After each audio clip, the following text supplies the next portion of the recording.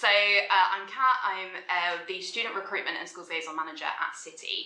And I've been working at City for 5 years. And before that, I actually worked for a big further education college in Weston-super-Mare. Yeah. And I was the Ucas coordinator there, so helping students with personal statements, applications. And I'm from kind of just outside London, so when I kind of did about 3 years there, and then I thought, it's time for me to move on. So I want to move back closer to home, and City, the job just came up.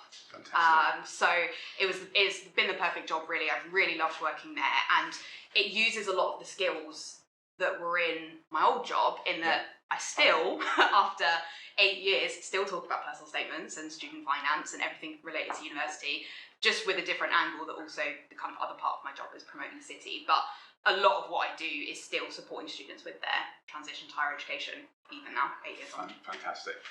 And you were explaining that City is obviously part of the University of London. So that's how many universities? So there's 18 universities. Wow. That are under that kind of University of London umbrella. We're all individual universities that operate. So if a student wants to make an application to one of us, then they absolutely can, but it's a separate application depending on which university they want to apply for. So if they want to apply to us, that's one of their 5 choices. If they want to apply to King's, that's another one of their 5 choices. So I think that's just a really important distinction to make, because it is a little bit confusing, because a lot of us have a really similar name. Mostly we have University of London in the title. So the kind of benefits of the University of London is that we do share some facilities. So Senate House Library, all students that are part of the University of London have access to that. Very, very cool library.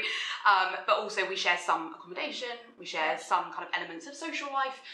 So that's kind of where I think there's a benefit for students for being part of it, but just that important distinction that we are. I mean, how many applications a year are there? I mean, we're talking hundreds of thousands of applications. How do they stand out? What should they be doing? Yeah, absolutely. So probably the main recommendation I would give is get involved. So sixth form is a really important part of the application. It defines a lot for a young person in terms of what courses they want to apply for, the type of university they can see themselves at. But every student applying to university is at sixth form or has been at sixth form in the past. So that's kind of something in common with every student. Whereas they can choose to go beyond the sixth form syllabus and show their commitment to the subject in their own ways. We would really recommend students do that. We can gain a really good insight from how much a student wants to do a subject from the types of activities they get involved in. So university taster days, I would say, are number 1. Loads of them can be done online now. That's the benefit of the pandemic. We didn't have that before. They were always in person. But now lots of universities will have on-demand tasters that are even like 10-15 minutes, but it's an academic from the university talking about their research or talking about their subject, and a student can gain a lot from that in terms of working out whether or not they want to do that subject, which at least if they worked that out for free, that was a way better decision than if they started a degree and didn't like it. But also they can then talk about that in their personal statement. So if they go to a psychology taster and a particular theory is mentioned, they then want to reflect on what they learned through that taster. Maybe they did a bit of extra reading themselves. They're showing us as a university that they can already do that kind of thinking in their own time. They put a deadline in for applications. What are the deadlines? What do the universities state? This is a fantastic question, because as you say, it is different at every sixth form, but there are some Ucas national deadlines. So the 15th of October is the first deadline, and that's for anyone who's applying for any courses at the University of Oxford or Cambridge, or they're applying for any universities that offer medicine, veterinary science or veterinary medicine and dentistry. So that's the first deadline. The second one, and this is an important change, because for I don't know how many years at this point, at least the whole time I've been working in this field, the main deadline for Ucas applications has been the 15th of January. It has changed for 2022.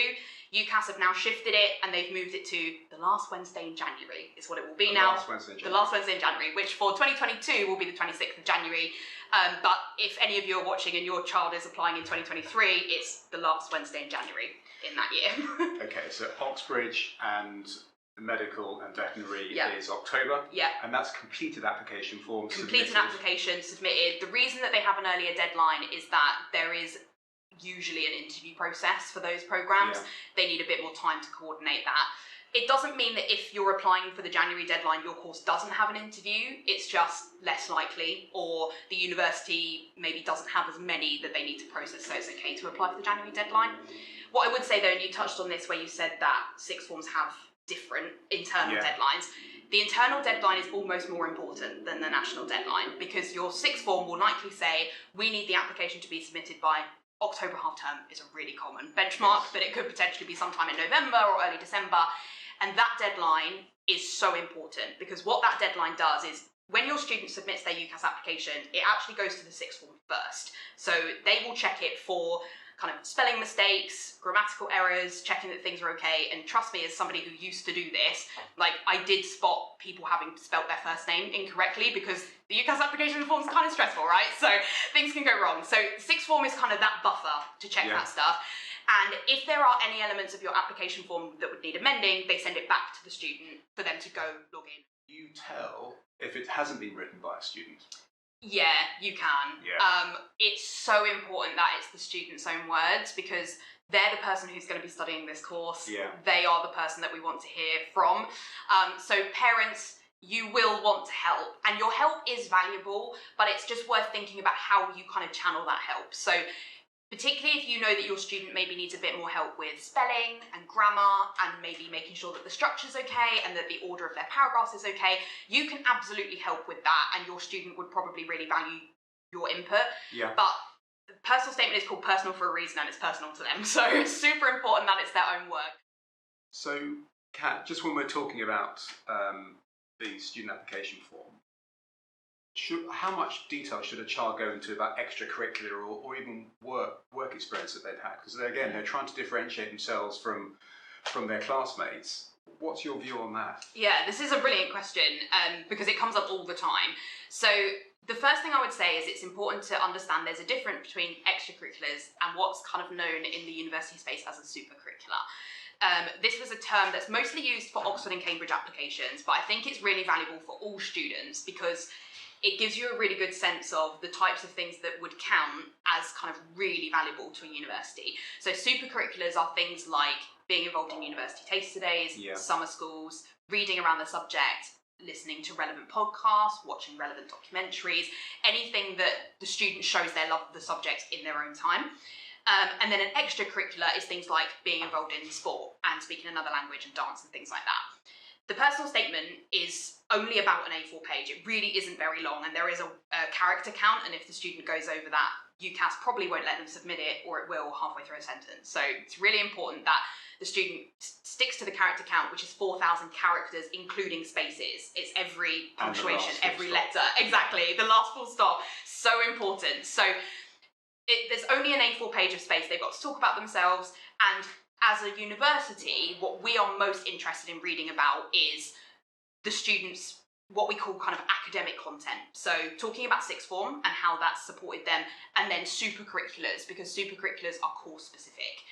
Work experience is also really valuable, and for some students this kind of blurs into a super-curricular. So for example, medicine, working in a doctor's surgery. Absolutely. Yeah. That's a super-curricular, because it's probably the most relevant thing they've done in preparation for their application. It's so valuable. So that kind of blurs into that. But other work experience is still really valuable, even if it's unrelated. So an example I often use for students is, let's say you're applying for nursing, but you have a part-time job in McDonald's or somewhere like that. On the face of it, they are completely different, because the workload is not the same. But if you look at the work experience, a lot of the skills are really similar. Yeah. So in terms of customer service, people skills, dealing with difficult customers, managing lots of tasks, working in a team. And so if your student does have work experience they did through like school in year 10, or they have a part-time job or something like that, they can still talk about it. Not in as much detail as if it's a kind of super-curricular work experience, but it's still definitely worth including. And then extracurriculars, these kind of sports, music, drama, etc., it is a much smaller paragraph. Some students really struggle with that because they've been involved in loads of things. So they need to maybe kind of differentiate, okay, what of these were a super-curricular, which of these were an extracurricular, and they may need to cut down their extracurricular paragraph. And it's not that we don't want to hear about those things, but we don't want to see just a kind of bullet point list of extracurricular achievements, because that doesn't actually tell us a lot about the student. We would much rather hear about, okay, you've been involved in playing football for 10 years. What do you gain from being involved in football? Well, being involved as part of a team is probably the biggest thing that a student could talk about from doing that. Right. So we would much rather them talk about 1 or 2 extracurriculars and how those experiences were useful. And if they have got loads of things, what they can do is approach their sixth form and say, would it be okay if you talk about these in my reference instead? I don't have space in my personal statement. And the reference that the tutors provide is a bit more kind of, promoting your student and talking about their achievements. So they can then maybe include their extracurriculars in the reference instead. And the personal statement, what I guess, you have to, as admissions, you have to work to a formula. What sort of percentage, I don't know if you're able to answer, you might not want to answer this, I don't know, but what sort of percentage does the personal statement, if there are marks awarded to an application form, what percentage is the personal statement? Yeah, this is a great question. So every application form is looked at holistically. So we will look at predicted grades, we will look at the rest of the application form, the personal statement and the reference. I would say it's difficult to maybe put an exact percentage because different courses will put different value on the personal statement. So if your student is applying for anything competitive, so any of those early 15th of October universities and courses, that's competitive. And also they might be applying for something like maybe nursing. That took a real high for 2021 applications because of the pandemic. So nursing became competitive, midwifery is pretty competitive, teaching can be competitive. The personal statement is really valuable in those applications because we do need to look at something extra to kind of decide whether a student is suitable for the course. So the personal statement is really important. The personal statement is important for every application. It will be looked at for applications, but then it may be that if a student's applying for maybe a more theoretical subject, then maybe their predicted grades take the higher weighting because so maybe we need like an A level in maths and it needs to be an A, and if the student's predicted a C, then the student may not be successful on the programme for that reason. So sometimes it can change weighting based on the subject they're applying for. Even if they smash the lights out from the personal statement, if they don't get the A, it might be they're too far away. So I think it's really important that students should always take the time on the personal statement, because the other thing that students don't know is which universities or which courses are really going to be looking at your personal statement. You could be applying for history and not realise that that university puts a lot of emphasis in the personal statement, and a lot of your application kind of hung based on how well you did in that. So you should always put the work in it. The other reason the personal statement is valuable is come results day, if you maybe just missed the grades that are needed for the university that you were hoping was going to be your first choice, the personal statement is looked at as kind of, okay, well, did they have a really strong personal statement? We do still have spaces on the course. They were just under the grades. So we can still take them. So the personal statement, your personal statement may not have been used as much at the kind of October or January deadline, but it may save you come results day. So from parents that have been using Propella. Yeah, thank you so much for having me there, and hopefully you found this information useful. It's been great. Thank you very much, Kat. Fantastic.